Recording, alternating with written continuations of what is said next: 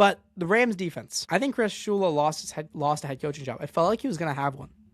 The way that the season was going, it really did feel like he was going to have a head coaching job.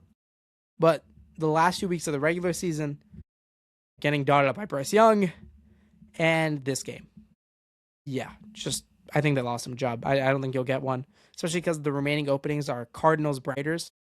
I don't think he's really in line or wants to take any of those. Just a really tough performance for his defense all around. And the lack of addressing the secondary, again, for the third year in a row, has always been a weakness, and that weakness struck again.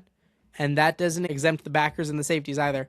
Because how many times did they just check it down to Kenneth Walker on second and third down and long and pick up giant conversions and continue drives, which was infuriating to watch at times, even though I have no dog in the race here. Like, it cannot be so simple to where the running back check down every time gets so many yards. Like, Seattle knew it. As soon as they'd get Kenneth Walker on one of those, really anybody, they just put him on a out route. Yeah, they were dead in the water. Dead in the water every time.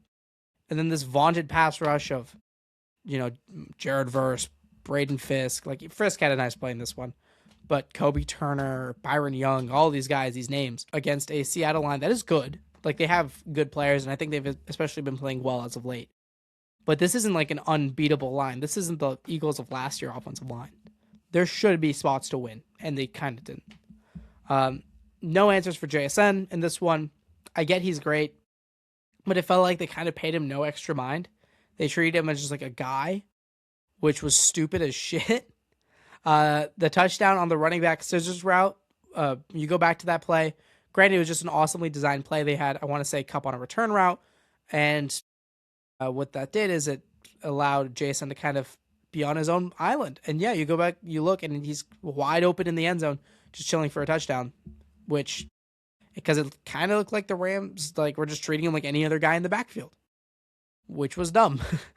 The fact that they didn't always have just somebody there, right? Like, this is a game where I really do want to go back and just watch even more tape on it, just understand what was happening with JSN there. And then that Cooper Cup conversion on 3rd and 7. I know I'm dogging a lot on this defense, but they need to be. That Cooper Cup 3rd and 7 was just egregiously bad. The corner is playing super up close. I want to say it was Kobe Durant. He's playing up close on a 33-year-old Cooper Cup, who we also got the story after this game that the Rams are urging him to retire.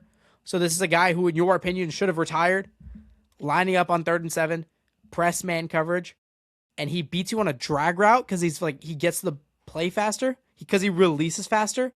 At 33, it's embarrassing. It's embarrassing. Like, that's the main reason your season ends, because at that spot, there's a few minutes left in the game. If they force a punt there, the Rams are going to the Super Bowl. No way around it. But nope, he gets stuffed. But he's able to pick up the first down there, and that Seahawks drive continues for a long while. Like, genuinely, all of the corners, send them into the sun. Not one of them gets you any use. They had to bench their cornerback one, Emmanuel Forbes, heading into this game. I know he had a shoulder injury, which that shoulder injury was a huge reason why they beat the Bears, because they were able to take him out of the game. He was just so bad, and he had to come in for a stretch. He got benched heading into this game, and he had to come back in for a stretch of this, and he was bad again, which again points to me why I'm putting the air quotes around injured, because he was just awful, and he continues to be awful. There's no reason for Emmanuel Forbes, Kobe Durant, Kella Witherspoon. I know he's like often injured, but whatever. He doesn't need to be here either. Darius Williams at like 33 years old was getting picked on like insanely hard. Get him out. I know they extended Quentin Lake. That was dumb. He doesn't know how to cover either. There's so many guys, like, I can go down this list. Like, genuinely, Cam Kitchens is the only guy I think is a starting piece on a talented secondary. And it's particularly bad because, a secondary often has like 5 or 6 players you'd use.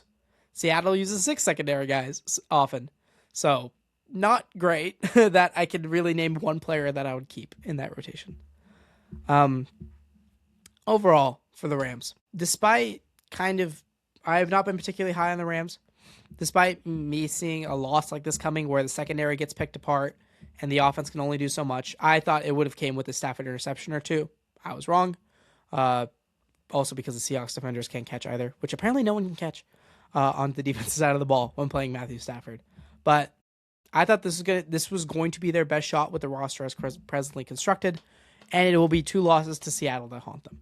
It'll be that more so that Thursday night game was just egregiously bad. I know they ended up losing some of the games after, but I think you could argue a big part of that is like the momentum from losing that game played a large role in those ones. But yeah, those two losses to Seattle are going to haunt them a while.